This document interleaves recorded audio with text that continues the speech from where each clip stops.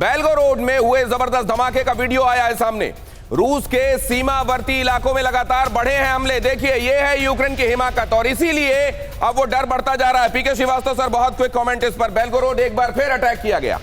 देखिए दिनेश, जो आप कह रहे हैं, जिस तरह की अभी एक्सरसाइज चल रही है और न्यूक्लियर वर्ड को जैसे नॉर्मलाइज किया जा रहा है in the minds of global people, ये कोई अच्छा चिन्ह नहीं है, ये कुछ अच्छा साइन नहीं है। इससे ऐसा लग रहा है जैसे न्यूक्लियर वॉर कोई ख़ास मुश्किल चीज़ नहीं है। और जिस तरीके से भड़काया जा रहा है, एक तरफ आप कहते हैं, स्टोल्टनबर्ग कहते हैं कि रशिया का ऐसा कोई मूवमेंट नहीं है, दूसरी तरफ आप मूवमेंट करते हैं तो उधर से मूवमेंट होगा। और आप अगर ज़ेलेंस्की के बयान को भी देखिए, उन्होंने ये कहा था कि आप प्रीएम्प्टिव स्ट्राइक करिए रशिया के ऊपर। इस तरह की अगर बातें आएंगी तो उसका क्या निचोड़ निकलता है? उसके ये वॉर मॉन्गरिंग ही कहलाएगी। इसका मतलब चाहते हैं कि वॉर बढ़ती रहे और चलती रहे। ऊपर से आप हथियार देने का वादा करते जा रहे हैं और हथियार। अब मैं आपको एक चीज बताऊंगा दिनेश, आपने तो पूरा कवर किया है 9 महीने से।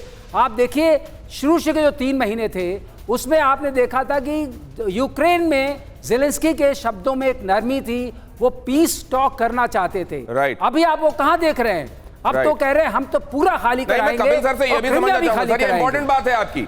ये जो कहा जाता है कि सीआईए के एजेंट तक रहे हैं ज़ेलेंस्की, और वही दिखाई देता है। क्या ये बात सच है? इसमें दम है और क्या ये बात स्थापित करती है? और इसी वजह से अमेरिका जो चाह रहा है उस तरीके से ज़ेलेंस्की को नचा रहा है। ताबड़तोड़ मिसाइल अटैक से अंधेरे में 75% यूक्रेन, 300 शहरों में पावर कट से मचा हाहाकार। रूसी हमले में पश्चिमी लवीव का बिजली संयंत्र पूरी तरह तबाह। मैं इस पर और आगे आपको लेकर जाऊंगा, ये खबर मैं आपको फिर से दिखाऊंगा, लेकिन उससे पहले कपिल सर, ये तस्वीरें वाकई। मैं आपको ऐतिहासिक घटना एक सुना दूं। हल्दी घाटी की जब लड़ाई हो रही थी तो महाराणा प्रताप के जो उदयपुर के फोर्सेस थे, इनके अगेंस्ट जयपुर के जो फोर्सेस थे वो अकबर की तरफ से लड़ रहे थे। तो जब वो लड़ाई में दोनों मर रहे थे तो एक अकबर का एक और जनरल था, उसने कहा भाई अरे देखो हमारे जयपुर वाले कट रहे हैं। तो दूसरे जनरल ने कहा था कटने दो, मर तो काफी नहीं रहे हैं ना। तो नाटो का और अमेरिका का जो एटीट्यूड है कि रूसी मर रहे हैं, यूक्रेनी मर रहे हैं, मरने दो इनको, हमारा इंटरेस्ट तो कहीं और है, हम अपने उस इंटरेस्ट को लेकर के चल रहे हैं। That is what they are following in this whole exercise. और ये जितने वीडियो आते हैं, मैंने पहले दिन से कहा कि ये मीडिया कैंप, अब ये टैंक उड़ाया, अब ये टैंक आज का है या 6 महीने पहले का उड़ाया हुआ वीडियो है? कौन इसको वेरीफाई कर रहा है और किस पे टाइम है, किस चैनल के पास भी कि इनको वेरीफाई कर सके जा करके हर एक चीज को इनको।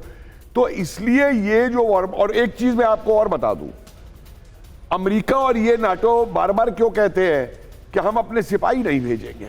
वोलोदिमीर ज़ेलेंस्की सीआईए के हैं क्या? मैं आपको बता रहा हूं। देखिए, पहले दिन मैंने कहा था कि अमेरिका ये अफोर्ड नहीं कर सकता कि अमेरिकन के कॉफिन्स वैसे वापस आए जैसे वियतनाम से आते थे या जैसे अफगानिस्तान से आए या जैसे इराक से आए, उसकी इंटरनल कंडीशंस को देखते हुए। और जहां तक सीआईए एजेंट्स का सवाल है, वो तो आपको मैं बता रहा हूं, पहले दिन से मैं कह रहा हूं कि जंकी के अंदर जो फूंक भरी जा रही है वो साइकिल वाले पंप से नहीं भरी जा रही है, वो मोटर वाली जो हवा डाली जाती है ना, एयर, उसकी इलेक्ट्रॉनिक, वो भरी जा रही है। और वो उसको प्रूव कर रहे हैं। आप ये देखिए कि कहीं पे भी ये लोग दुनिया को कहते हैं कि साहब समझ गया सर, परमाणु अटैक है, परमाणु अटैक है, ये हो जाएगा, वो हो जाएगा। एक भी यूएन से लेकर के और एक भी नाटो की पावर इस बात को बात कर रही है कि इस अटैक को कैसे डिफ्यूज किया जाए, बल्कि उल्टा प्रोवोक करते चले जा रहे हैं।